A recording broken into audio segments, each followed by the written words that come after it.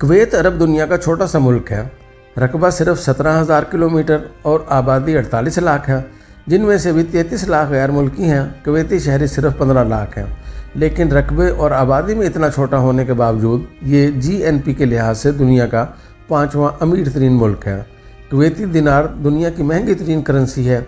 एक दिनार $3.5 अमेरिकी डॉलर्स के बराबर है और फ़ी कस आमदनी $70,000 से ज़्यादा है।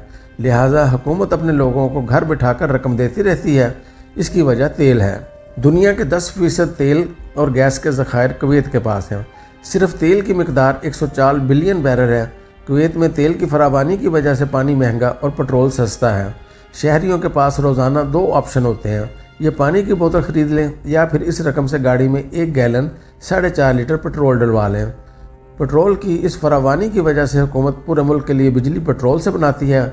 कुवैती सहराओं और समुद्र के किनारे बड़े बड़े पावर प्लांट्स लगे हैं और ये पावर प्लांट्स पूरे मुल्क को बिजली फराहम करते रहते हैं। ये बिजली बहुत सस्ती है। अवाम दिन रात बिजली खर्च करने के बाद भी बमुश्किल $20 बिल देते हैं। लेकिन आप अलमिया देखिए, मुआशी तौर पर इस मजबूत और खुशहाल मुल्क ने भी 3 दिन कबल लोड शेडिंग का ऐलान कर दिया। हफ्ते के दिन कुवैत का दर्जा हरारत 50 डिग्री सेंटीग्रेड था। चुनाचे हुकूमत मुल्क में लोड शेडिंग पर मजबूर हो गई। हुकूमत ने आवाम से भी दरख्वास्त की, सुबह 11 बजे से लेकर शाम 5 बजे तक पीक आवर्स हैं, आप इन 6 घंटों में बिजली का इस्तेमाल कम कर दें ताकि मुल्क भर के अस्पतालों, ब्लड बैंक्स, लेबार्ट्रियों और फार्मेसियों को बिजली फराहम की जा सके।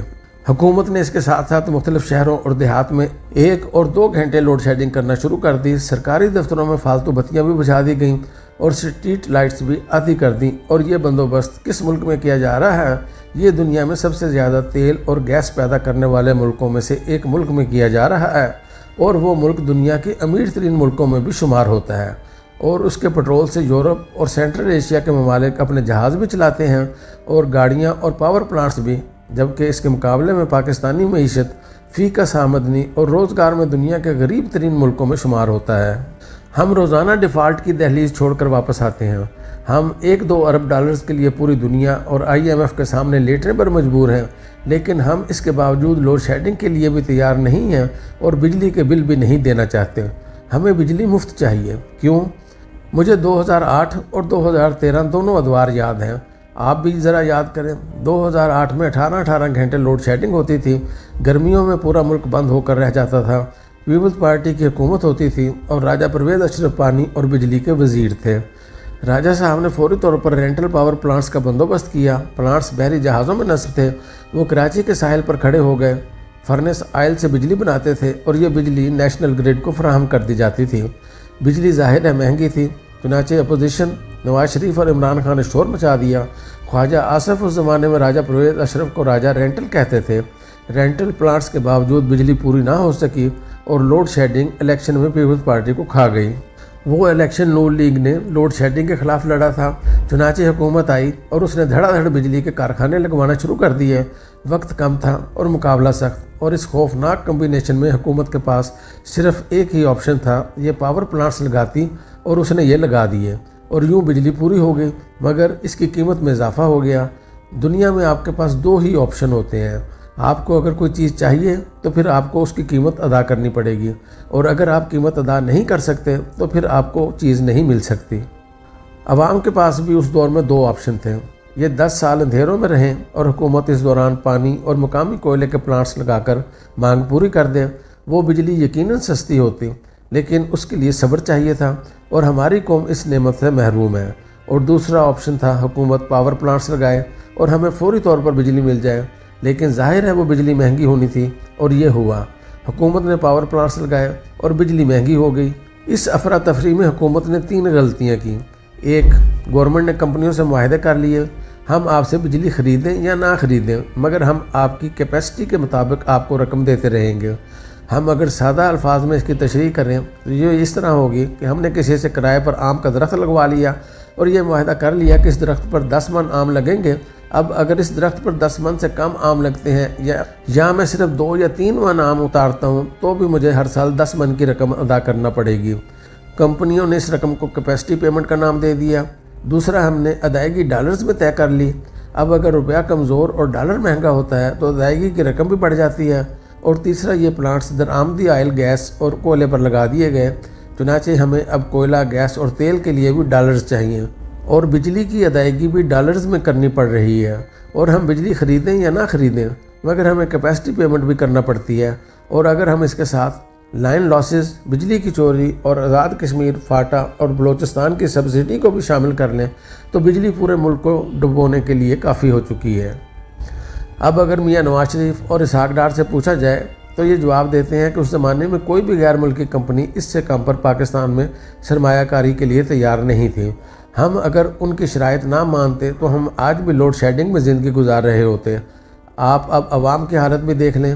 پاکستان تیسری دنیا میں سب سے زیادہ اے سی، ٹیلی ویژن، اسمارٹ فون، پنکھے اور موٹریں استعمال کرنے والا ملک ہے۔ ہمارے پنکھے اور بلب بھی بجلی ضائع کرنے کی خوفناک مشینیں ہیں۔ ہمارا ایک پنکھا یورپ کے 10 پنکھوں کے برابر بجلی استعمال کرتا ہے۔